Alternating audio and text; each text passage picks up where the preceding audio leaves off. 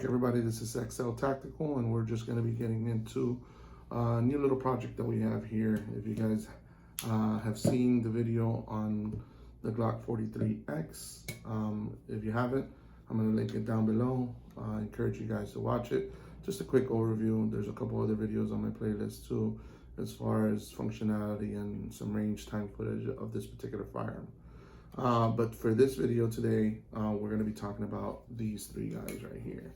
These are the Shield Arms magazines. In particular one, these two are the S15 magazine. This is an S615 magazine with a +5 extension on it. So the nice thing about these particular magazines is they have the same profile as the standard Glock 43X mags. Same height, same dimensions. The main difference is that these are steel and these are polymer, so that makes the wall lining on this much thinner. That with a patent pending way of how they do it allows for this particular magazine to hold 15 rounds in the same housing. So those are single stack, and these particular ones become almost like a double stack, where they interchange as they're going down, which is already the technology that the P365 is doing, but that's for a different video. So this is an empty magazine. This is what it looks like on the firearm, and just to show clear, nothing in there. It doesn't add any height to your firearm or profile, and they are drop free. All right, now I do say that they are drop free, but with a little caveat. There's a lot of different videos and information out there. You should clean these very well before putting them in and start using them. Alcohol, if you rub them down, there's probably like an oil or something that's on there, and if you get those clean, that'll usually take care of the whole dropping free. I know when they first got here, they were not dropping free. So when I cleaned them, for me particularly, they didn't still drop free. But the trick to it, and several other videos that show it, I'm not getting into that, is you wrap these up with just regular painter's tape, something that won't stick too much to it, but wrap it around 1 or 2 times. Heat up your firearm, and by heating it up, no, you're not gonna place it in the oven. You just do some real science. You get a blow dryer, put it on heat, put it in there, however you want to do it. Let it heat up, maybe 10-15 minutes. The gun is gonna get pretty hot, over 200 degrees. And then with that magazine, you're gonna forcefully push it all the way in, and as it sits there, then you just wait. I waited about an hour for the polymer to cool down, and after I did that, they became drop free. I'm probably gonna do it one more time just so it flares up a little bit more and the polymer doesn't, squeeze it in there.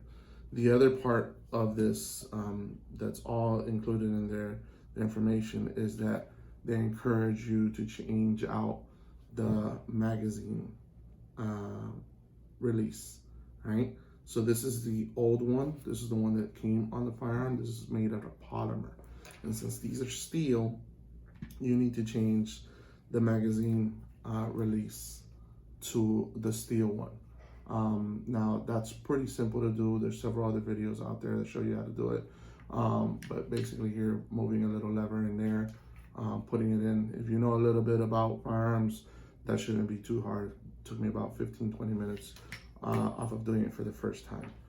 Once you change that out, then now it's steel on steel. If you don't, what it's gonna do is this steel is gonna eat up at the polymer here. So that's no good. Once you do that, then no issues, like I said. And this was already done to this particular firearm.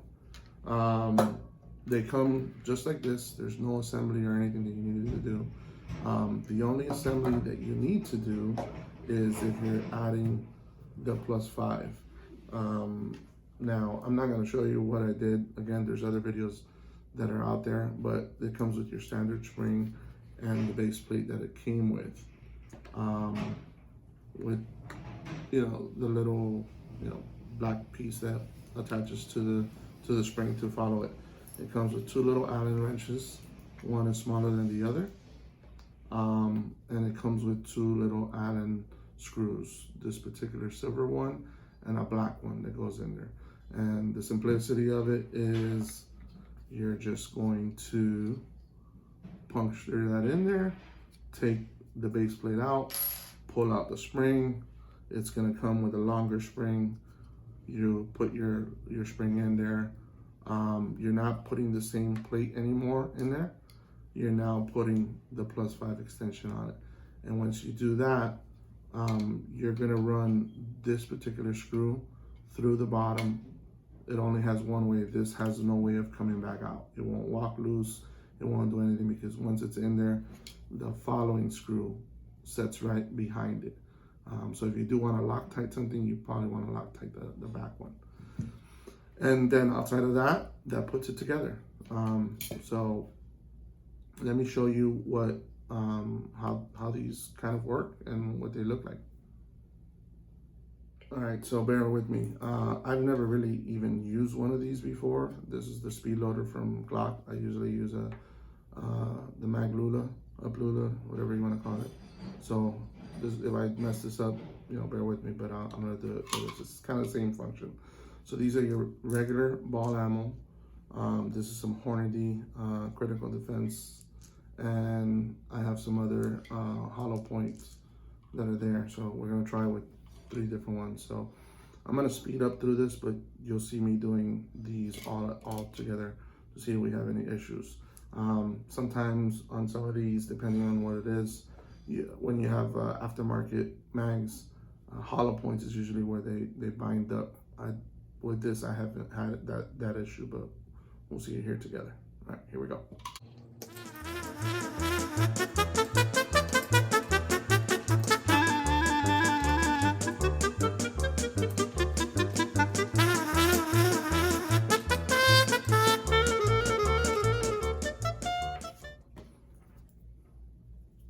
This thing sucks.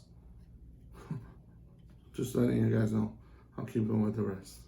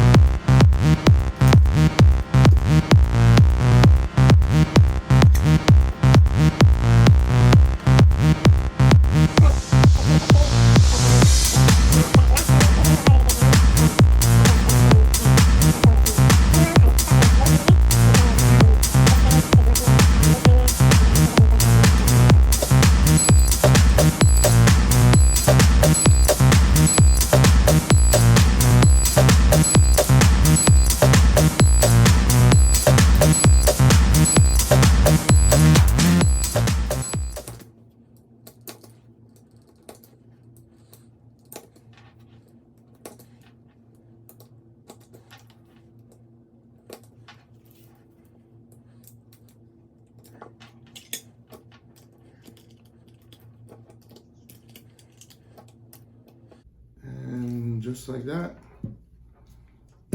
15, 15, 20.